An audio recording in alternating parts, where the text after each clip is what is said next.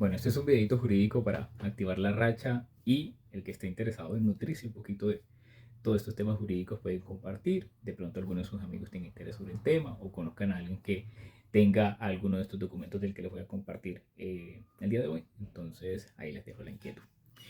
Bueno, este fin de semana que pasó estuve de viaje y precisamente iba en el puesto adelante y tuve una pequeña conversación con el conductor. Dentro de esas conversaciones que a veces tiene uno con los conductores, a él le nace la curiosidad porque un familiar de él tiene unas letras de cambio que posiblemente va a cobrar más adelante, que tiene algunas dudas respecto al tema y la primera pregunta que me hace él es si la letra de cambio tiene que estar autenticada, que si las letras de cambio tienen validez, que cómo funciona. Entonces, hace unos años yo había comprado pues una chequera de letras de cambio. Es, es, hay que entender primero que este tema de las letras de cambio como título valor, que es un título valor como los pagarés, como los cheques, eh, están regulados por el Código de Comercio y que no necesariamente tienen que estar autenticados para que tengan valor. Cuando una letra de cambio es válida, entonces generalmente se deben firmar todos los espacios, la fecha, el valor, eh, pagadero a quién se le va a pagar, a quién se le cobra y cuándo, y la firma. Hay tres requisitos fundamentales de estas letras de cambio que deben ser claros, expresos y exigibles. Generalmente las letras de cambio simplemente la firman y la dejan el resto en blanco. ¿Es válida una letra de una letra de cambio en blanco? Sí y no. Pues la letra de cambio, si está firmada y tiene su huella, puede ser exigible, pero deben llenarse todos los campos. Si la letra de cambio se lleva a un juzgado para adelantar un proceso ejecutivo, ya sea de mínima, menor, mayor cuantía, dependiendo de la cantidad que se va a pagar, esta debe estar totalmente llena. Todos los espacios deben llenarse. La letra de cambio pierde validez, sí puede perder validez. ¿Desde cuándo? Cuando prescribe. ¿Eso qué quiere decir? A ver, te voy a poner una fecha clara. Hoy debía pagarse la letra de cambio. Hoy se debían 10 millones de pesos, hoy era la fecha para pagar.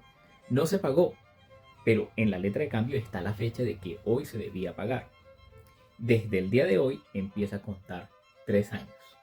Si en el transcurso de esos 3 años no hiciste efectiva la obligación de pagar esa deuda que tienes, pues se pierde el derecho de cobrar. Por eso es importante que tengan esa información clara. Hay unos intereses que hay que pagar. Unos intereses corrientes, unos intereses moratorios a la máxima que establece la Superintendencia Financiera de Colombia, que si mal no estoy es del 3.5. Entonces, pero es que ya va, yo le estaba cobrando a esa persona por debajo de la mesa el 5, el 10. Hay personas que prestan dinero a esa cantidad, puesto que no tienen que hacer el trámite bancario, papá, entonces prestan el 5, prestan el 10, prestan el todo. Eso es, eso es una figura que no se puede poner dentro de la letra de cambio, puesto que eso es usura y no está contemplado jurídicamente, pero en la costumbre de las personas que en el diario vivir prestan dinero, no prestan al 1%, al 1.5 como prestan algunas entidades bancarias, la más económica, o al 3.5 que establece la superintendencia, sino que prestan mucho más, al 5, al 10, y hay gente que se atreve hasta más. Entonces, eso no se puede poner en la letra de cambio. La letra de cambio solamente se puede poner intereses corrientes, intereses moratorios, la máxima que establece la superintendencia. Pero bueno, yo tenía una obligación que, pues, con lo que me debe al 5%, entonces, ¿cómo hago para cobrar ese dinero?